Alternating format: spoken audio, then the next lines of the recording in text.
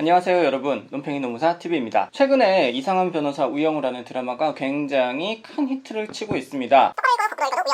자폐 스펙트럼을 가지고 있는 변호사 우영우의 이야기인데요. 극 중에 등장하는 그 사건들이 실제 사건들을 모티브로 해가지고 조금 더 몰입감 있는 법정 드라마를 보여주고 있는 것 같습니다. 지난주에 방송된 제12화에서는 미르생명의 사내부부 해고 사건을 다루고 있었는데요. 이 사건 또한 실제로 있었던 정리해고 사건을 모티브로 해서 제작이 된 건데요. 그래서 이번 영상에서는 드라마 속 미르생명 부부 해고 사건과 실제 사건의 다른 점을 정리해서 알려드리도록 하겠습니다.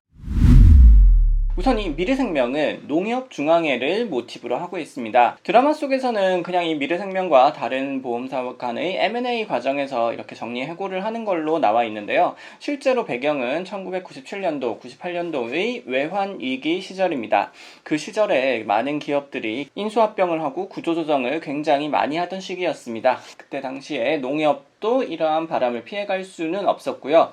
그래서 그때 당시에 농협중앙회, 그 다음에 축협이라고 부르는 축산업협동조합, 그리고 인삼업협동조합이라고 하는 인협까지 요 세 개의 기관이 통폐합을 거치는 과정에 있었습니다. 그 과정에서 농협중앙회는 그 소속된 직원들에 대한 구조조정 절차를 시행을 하고 있었고요. 그 과정에서 이러한 사건들이 발생을 하게 됩니다.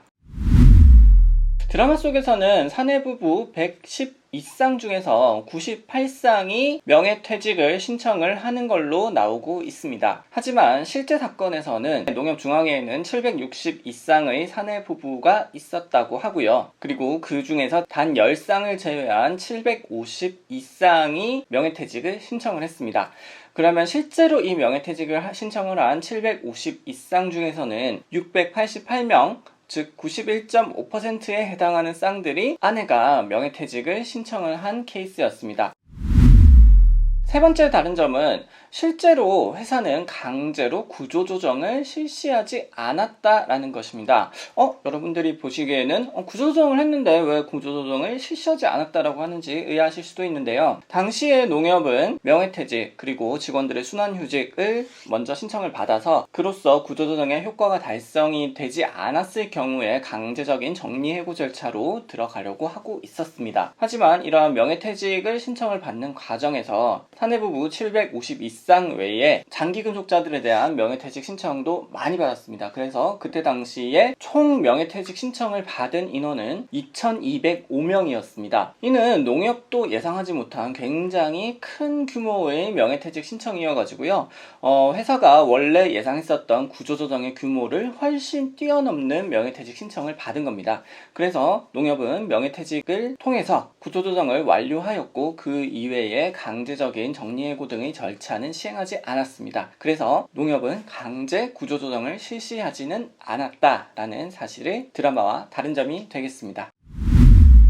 드라마를 보면은 명예퇴직 신청을 받는 과정에서 사내부부 중 1회인이 명예퇴직 신청을 하지 않으면은 남편이 무급휴직에 들어간다라고 해서 이러한 기준이 상대적으로 여성의 퇴직을 강요했다라는 이 기준에 대한 내용들을 주로 보여주고 있는데요.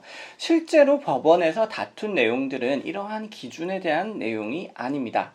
여러분, 명예퇴직이라고 하면은 권고사직과 굉장히 비슷한 제도인데요. 회사에서 일정한 조건을 제시하고 이에 대해서 근로자가 사직할 의사가 있으면은 사직서를 제출을 받음으로써 합의에 의한 근로계약 해지 관계로 보고 있습니다. 드라마에 나오는 두 명의 퇴직자들, 실제로도 두 명인데요. 이 두 명 같은 경우에도 본인들이 사직서를 제출하고 난 이후에 다시 법원에 소송을 제기한 경우였습니다.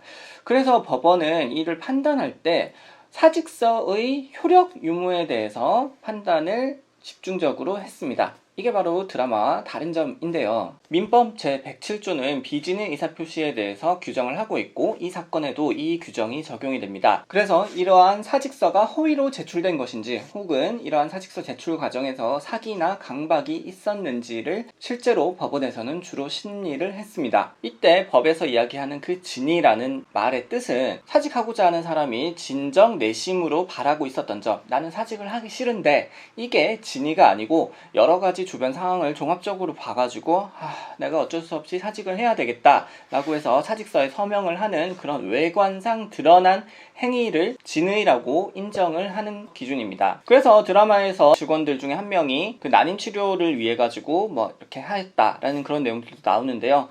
그러한 여러 가지 사정들을 고려했을 때 아니 나는 이번 기회에 그냥 사직을 하겠다라고 해서 사직서에 서명을 한 행위 그 자체는 내가 회사를 좀 그만두기 싫은데 라는 마음이 있더라도 결과적으로는 여기 밖으로 드러난 행위를 기준으로 진의 여부를 판단을 한다라는 그 내용이 될 것 같습니다. 그래서 법원의 판결문을 봐도 명예퇴직 대상자를 선정하는 기준 그리고 그 과정에서 뭐 좀 여성의 성차별적인 것들에 대한 내용들이 들어있었는지 여부에 대한 판단은 거의 하지 않고 있고요.